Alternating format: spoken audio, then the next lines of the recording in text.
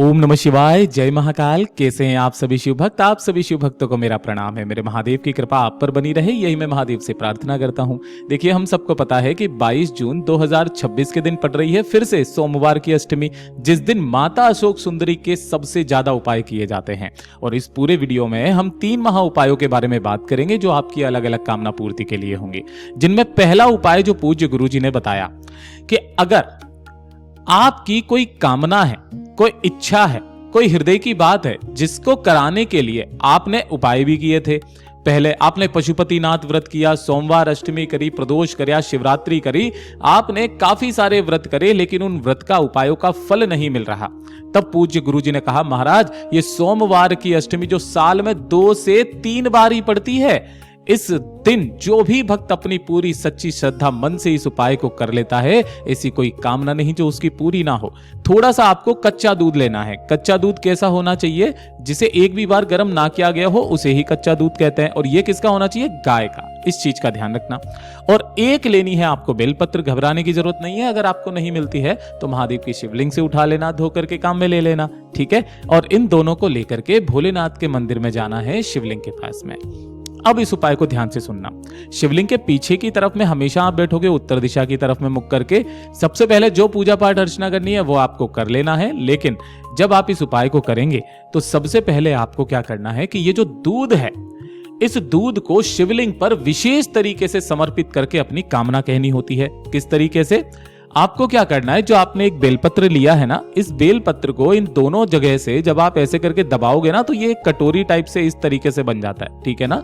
इसके इन जगह पर आपको दूध भरना है। इस जगह पर आपको दूध लेना है, इस बेलपत्र की बीच वाली पत्ती में, और यहां पर दूध लेकर के महादेव की शिवलिंग के ठीक शीर्ष पर आपको समर्पित कर देना है। कितनी बार? 7 बार आपको दूध उस बेलपत्र की पत्ती से शिवलिंग पर समर्पित करना है। और जब वो दूध समर्पित हो जाए, चाहे आप 1 चम्मच ले लो, ज्यादा नहीं। ऐसा कोई जरूरी नहीं है कि आप 1 लोटा ही दूध लेकर के जाओगे या कुछ नहीं। 1 चम्मच ही दूध लेकर के जाओ, ज्यादा नहीं। मेरा बाबा उतने में ही आपकी कामना पूरी कर देगा। जब आप इस पूरी अच्छे तरीके से दूध को समर्पित कर देंगे, अपनी कामना कह करके उस बेलपत्र को माता अशोक सुंदरी के स्थान पर ऐसे समर्पित करना, डंडी जलाधारी की तरफ में रहे, बीच वाली पत्ती का भाग आपकी तरफ में रहे। गुरुदेव ने कहा, आप जिस कामना से करते हो ना, जो फल आपको आपके उपायों का, व्रत का नहीं मिल रहा हो, वो एक ही क्षण भर में मात्र प्राप्त हो जाता है।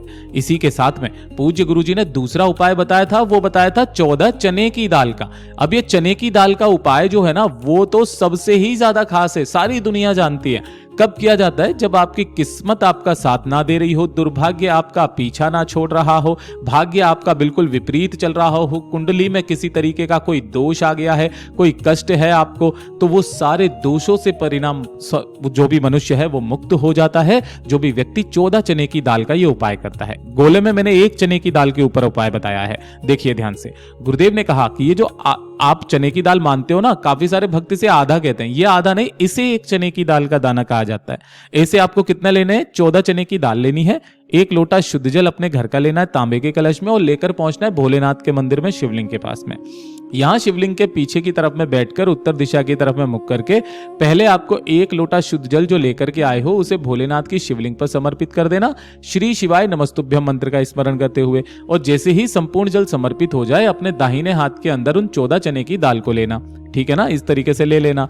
और लेकर के मुट्ठी बांध करके अपने ही सिर के ऊपर से 14 बार घुमाकर, क्या करना है? अपने ही सिर के ऊपर से 14 बार घुमा करके, और फिर उसके पश्चात अपना नाम बोलना है, अपना गोत्र बोलना है, जो तिथि पड़ रही है उस तिथि को बोलना है, और बोल करके इन 14 चने की दाल को चुपचाप शिवलिंग पर छोड़ करके मात्र चले आ जाइएगा। पूज्य गुरुजी ने कहा, उसी दिन से आपका भाग्य मेरा महादेव लिखना शुरू कर देगा। पूज्य गुरुजी का इतना अद्भुत और अचूक उपाय है, जरूर से कीजिएगा। और सबसे अंत में सबसे विशेष उपाय जो पूज्य गुरुजी ने बताया कि अगर आपके दुख के आंसू सूखने का नाम नहीं ले रहे हैं, मतलब अगर आपके जीवन में एक के बाद एक कष्ट, एक के बाद एक दुख आते ही चले जा रहे हैं, घर वाले आपको ताने मार रहे हैं और आपके जीवन में कुछ भी अच्छा नहीं चल रहा है, एकदम ऐसा जैसा ठहराव सा आ जाता है ना, आप कुछ करने के लिए चाहते हो, सब कुछ उल्टा पुल्टा हो जाता है, कभी बीमारी लग गई, कभी क्या लग गई, गुरुदेव ने सिर्फ एक उपाय बताया कि आपके जीवन में क्या, कुंडली में जितने तरीके भी दुख कष्ट लिखे होंगे वो मेरा बाबा खत्म कर देगा। एक छोटा सा काम करना, एक बेलपत्र लेना, ठीक है, एक लोटा शुद्ध जल, और इसके साथ में कुछ सामग्री चाहिए जो मैं हैंड टू हैंड आपको बताऊंगा, ठीक है। जैसे ही आप शिवलिंग के पास में लेकर के पहुंचोगे ना, जो आपने एक बेलपत्र लिया है, उस एक बेलपत्र की बीच वाली जो पत्ती है, इस बीच वाली पत्ती पर यहां पर आपको लगाना है पीला चंदन। कौन सा चंदन लगाना है? पीला चंदन। और ये जो नीचे की दोनों पत्तियां हैं, इन पर आपको लगाना है लाल चंदन, ठीक है। यहां लिख भी देता हूं ताकि आपको समझने में आ जाए। और उसके पश्चात ये वाला जो विशेष स्थान होता है, ये वाली डंडी, इस वाली डंडी पर आपको लगाना होगा इस तरीके से थोड़ा सा शहद, ठीक है।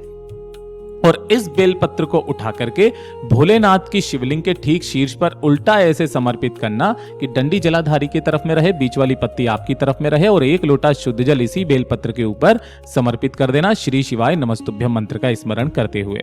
जब यह संपूर्ण जल समर्पित हो जाए, उसके पश्चात इस बेलपत्र को फिर से वापस यहां से उठा लेना, माता अशोक सुंदरी के स्थान से स्पर्श करा करके आपके घर में या घर के आसपास कहीं पर भी बेलपत्र का पेड़ हो, वहां जाकर के इस बेलपत्र को रखना और फिर से वापस एक लोटा शुद्ध जल यहां पर समर्पित कर देना। महाराज, दूसरा दिन नहीं आएगा उससे पहले आपके कष्ट खत्म हो जाएंगे। पूज्य गुरुजी के सभी उपाय बहुत ही ज्यादा खास और अद्भुत है, जरूर कीजिएगा। वीडियो पसंद आए तो लाइक करना, चैनल को सब्सक्राइब जरूर कीजिएगा।